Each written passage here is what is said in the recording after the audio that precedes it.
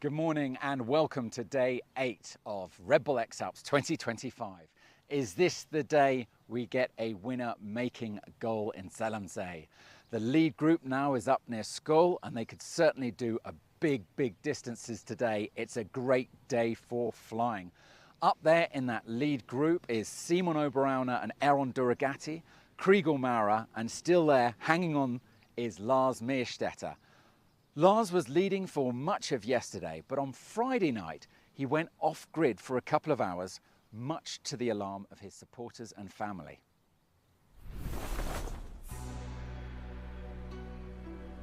Lars did a great flight today, but now he was not able to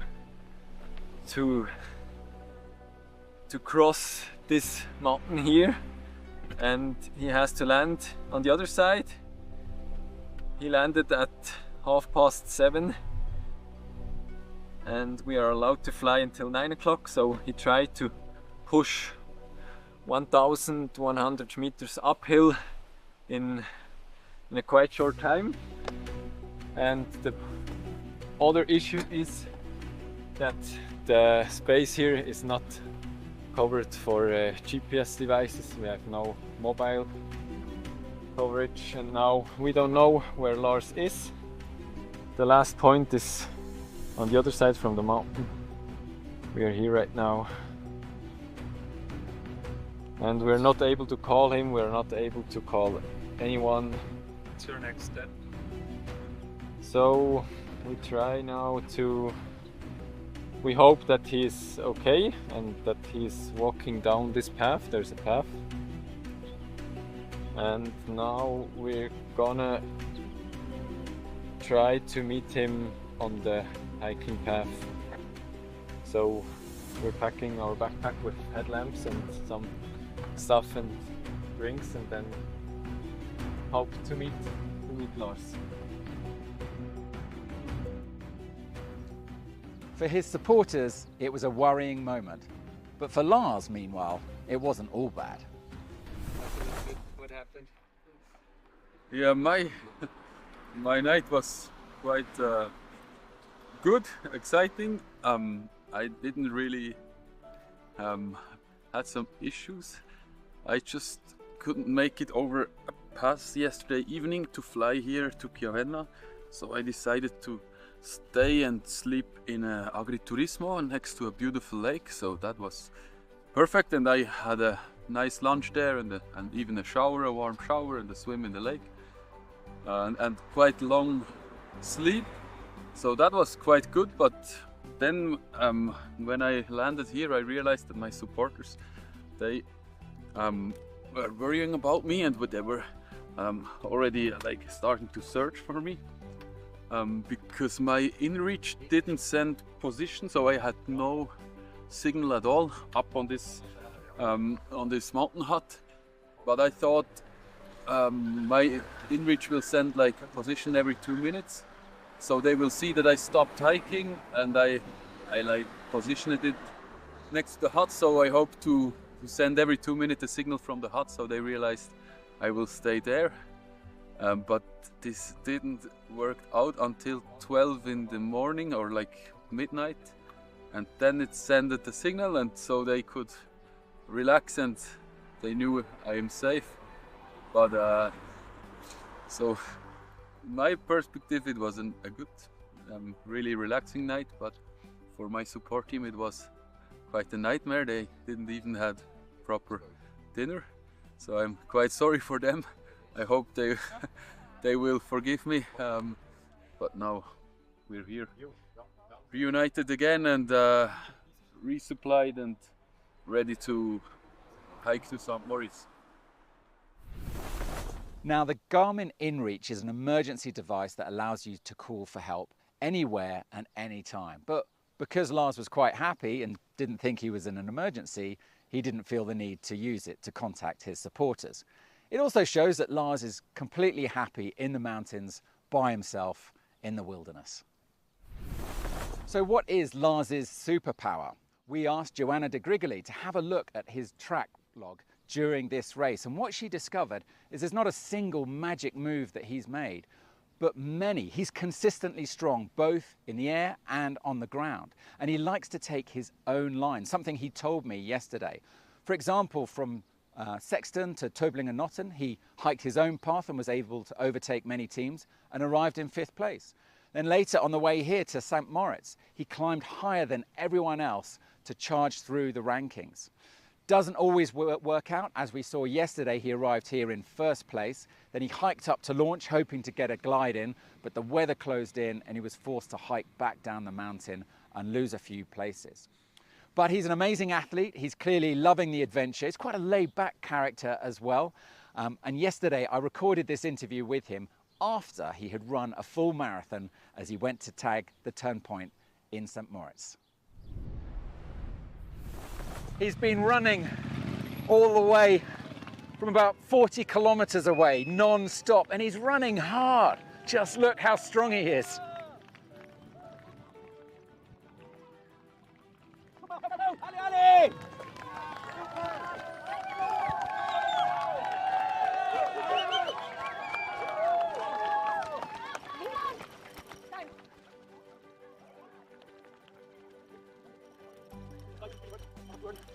Kriegel will fly here in 10 minutes, I guess. Okay. As soon as he took off, because it like cloud base lifted up. I was just too early, but not that bad. We had to land here anyway, so that didn't lost a lot. And now we'll go to the village and then to the next takeoff to hopefully fly the rest of the afternoon. Excellent. And how is it being in front of Kriegel? It's very special, and all the crowd is coming. I didn't expect that, so it's really cool.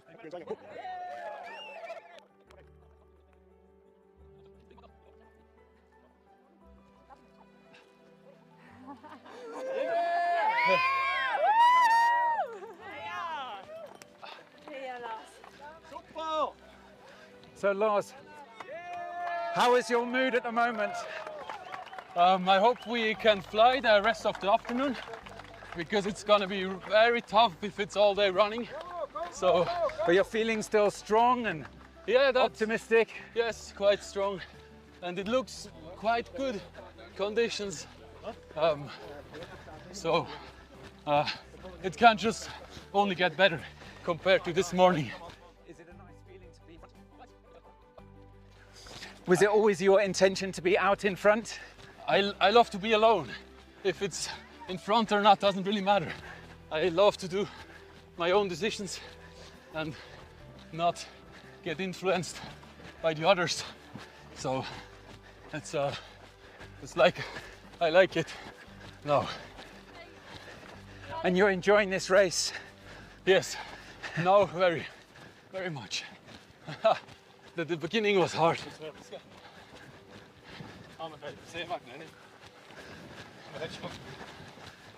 And you've run about 30, 40 kilometers already today? Yes, but went quite good. So hopefully no more. And what's on your mind right now strategically? What are you thinking about? What's your next goal, your next cutoff? Getting to cloud base. And then it's always, if we have those round turn points, oh my gosh, if we have those ground turn points, it's always the next goal to be back on cloud base. Yes. And then the race begins. Yeah, because yesterday when we saw you in Bellinzona, it was clear you were not very happy, which is normal. You know, you're on the ground and you've got to hike all the way back. Was it very difficult after landing in Bellinzona yesterday to get back into the air to start hiking again? Yes, it was. I had quite a lucky decision. I could take off very low and climb up, but then the day ended earlier than expected.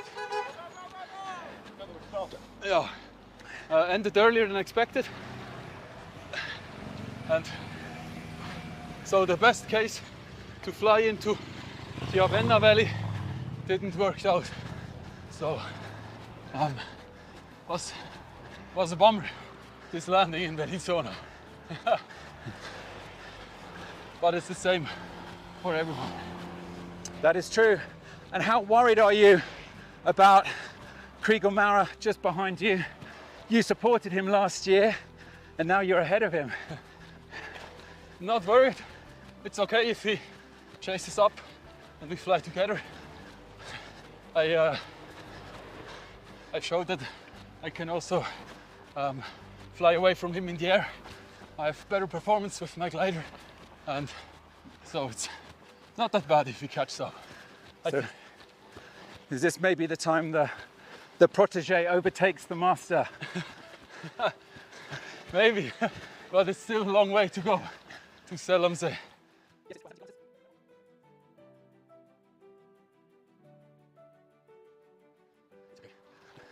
You're 30, peak of your fitness. You know, Kriegel shows that 40 is the peak of fitness. 40, he's oh man. Fitter than ever before, but he makes strange mistakes in the air. What, in the last few days? Yes. On the ground, he's maybe the fittest after Maxim withdrew.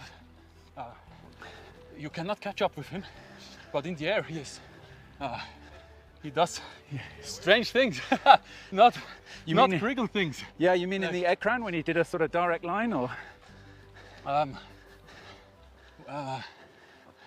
First time was from St. Moritz to Disentis. He did a special mistake. Yes. Everyone is doing mistakes, of course. Yes. But we are used to that. Kriegel don't do. He tries this, yeah, the direct line across the Bernese Oberland, wasn't it? And it didn't work. He was too early then. Yeah. The idea was good. Now, are you worried that you landed a little bit early just now? Do you think if maybe he'll be able to glide to St. Moritz? I think so.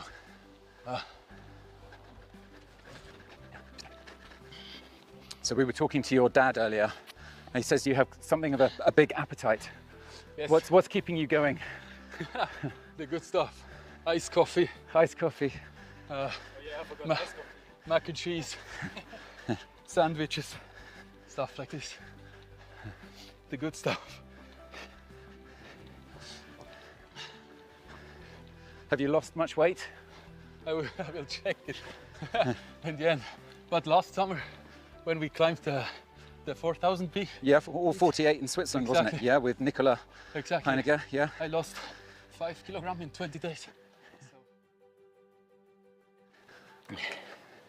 Can you sense it now? Have you started to think of the finish line? I know during an adventure race, you never want to think about the finish. You just want to think about the next milestone, the next few kilometers. But now are you starting to think about Zellamsee? Yeah, I think I'm quite optimistic now that we're gonna finish, because tomorrow looks very promising again. And then there are some days left, and yeah, I think it's getting closer. Have you had a moment to even think about special moments in this race? Lots of, yeah, lots of. Is there any for you that really stand out so far?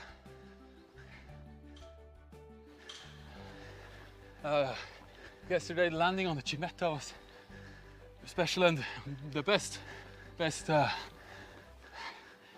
feeling was crossing my home region in front. Like, just it was tricky. It just worked out. That was super special. And how is your support crew doing?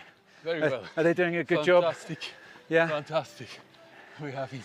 Can't say anything else if I were you. Yeah. Such a good times. Every evening I was quite sad that I missed them last evening. So. And Yannick, he's also doing a good job. Yeah, perfect. Perfect. What do they say to you to keep your mood high? What words kind of make you happy again? Just the normal bullshit we talk all the time. Just stupid things. Nothing. Like when we are in the campsite, we discuss maybe 10 minutes serious plan for the next day, and the rest is just bullshit. Okay. Just joking around, fooling around. They're not too strict with you, saying, come on, whipping you along. No. Try harder. No. Not really. It's the positive encouragement that works. Yeah. Almost there. Bravo, Lars.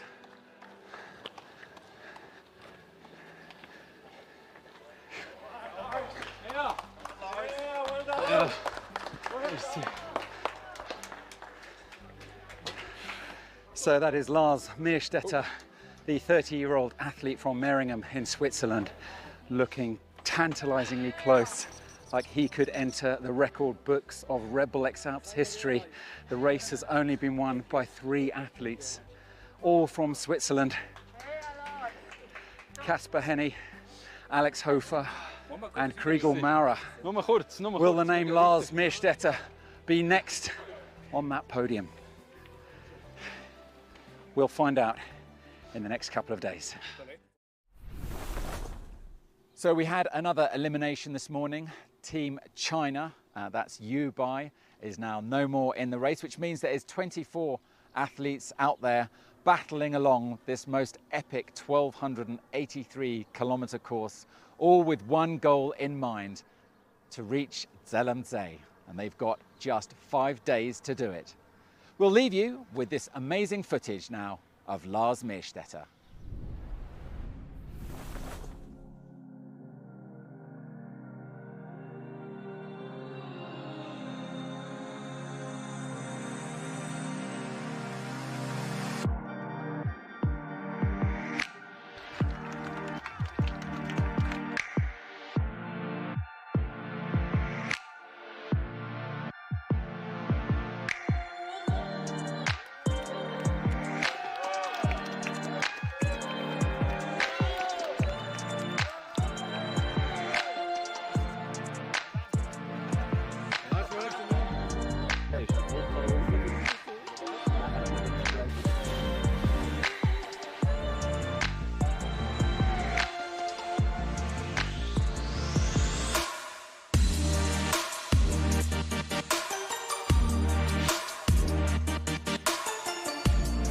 No, it's still special, especially these mountains here.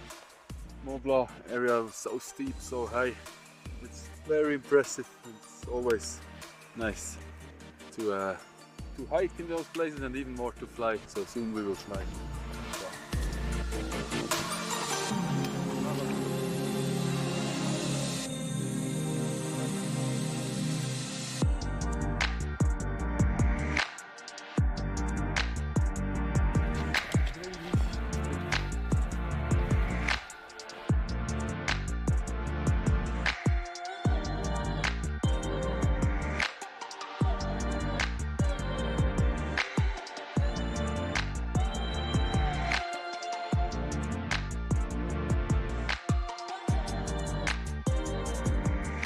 How does it feel to be winning the world's toughest adventure race?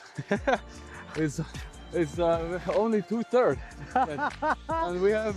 Keeping it real. Keeping it real. Don't get too excited yet. But it's nice to push in front, and if you know the terrain and you just cross country flying the whole day, not hiking, that's just beautiful. It's the magic.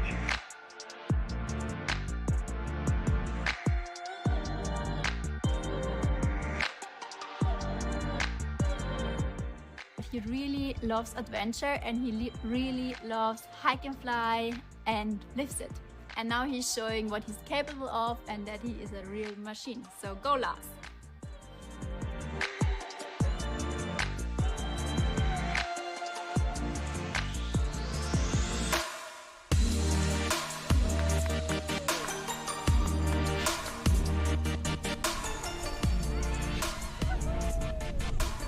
Lars, you're absolutely killing it. Did you expect to be at this point in the race on your first X-Alps? No, not really. Not at all. How does it feel? Very good. Very good.